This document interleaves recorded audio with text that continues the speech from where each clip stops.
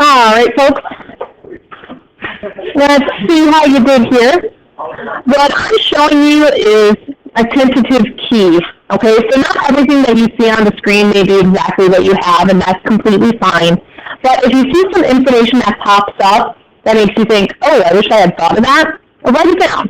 Again, you don't have to write every single thing. It's not as if this is the only answer, the only way. But these are just some options in case you're looking for another idea. All right, so in terms of the purpose, the reason why one would probably write about cell phone use being a danger, well, we want to convince people that it is a problem, that it can be a distraction, that it can cause injuries. We want people to be aware of that. In terms of our audience, you do have to be very specific with your audience.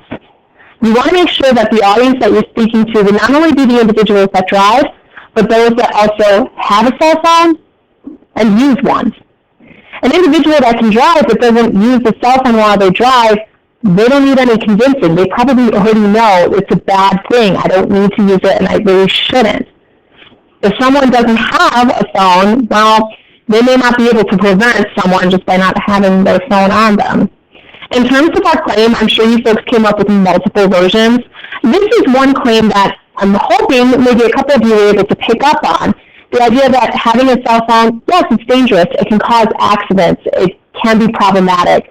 But something else to consider, it's a distraction. And that distraction in itself leads to bigger problems at the end.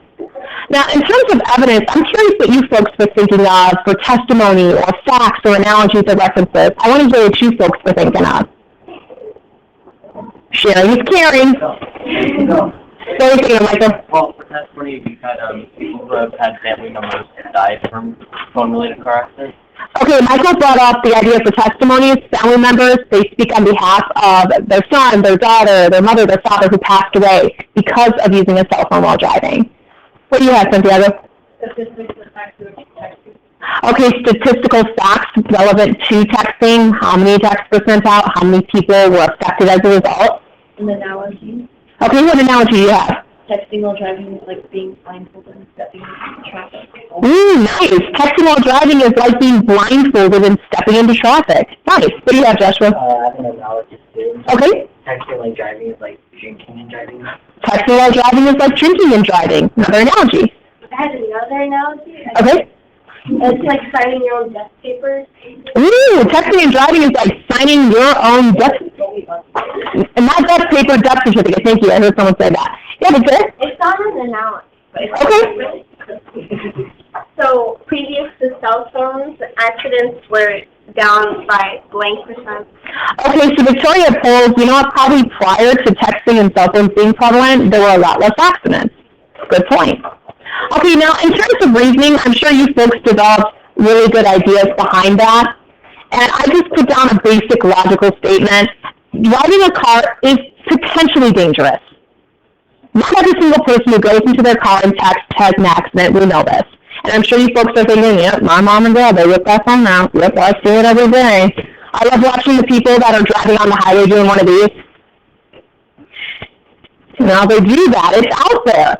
But the idea behind it is, hey, this can be a potential problem. You need to be concentrating on the road, not necessarily concentrating on that text message. Maybe you would not be affected, but maybe your move might affect someone else. All right, now in terms of some counterclaims, I'm going to provide you with two. I know one person in here had something extremely similar to what I wrote, which I found kind of interesting. But if you see a counterclaim that pops up that you like, you might want to copy it down just as something as a reference point. Now, the first counterclaim that I popped up, something I spoke about in terms of reasoning, a lot of people can multitask. A lot of people can do multiple things at one time, and it isn't necessarily bad. They're fine. Hence, people who still do the texting and driving situation. And another counterclaim, maybe you folks thought about this, maybe not. Well, talking on the phone and talking to a passenger in the car is the exact same thing. I am holding a conversation. So are you telling me that I need to be dead silent in my car, not listen to a radio, sing along with it, to be a safe driver? would that be every single person in the world that is going to kill someone, because everybody's not necessarily silent in their car all the time.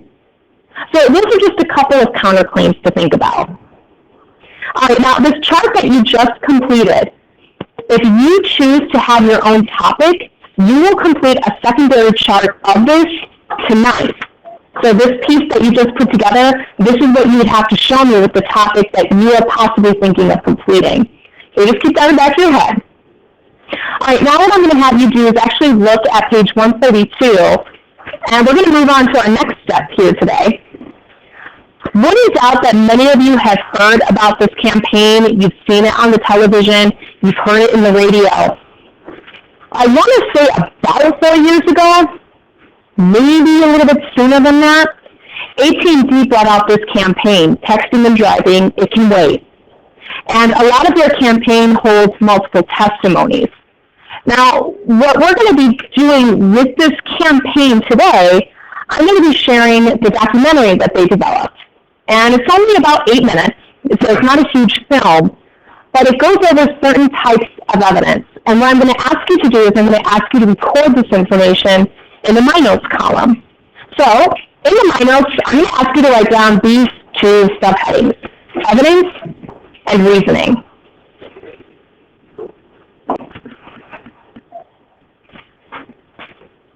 And while we're watching this documentary, I do want you to be working with this chart. I understand you may not be able to work on it the entire time. Not a problem. I'll give you time when the video is up.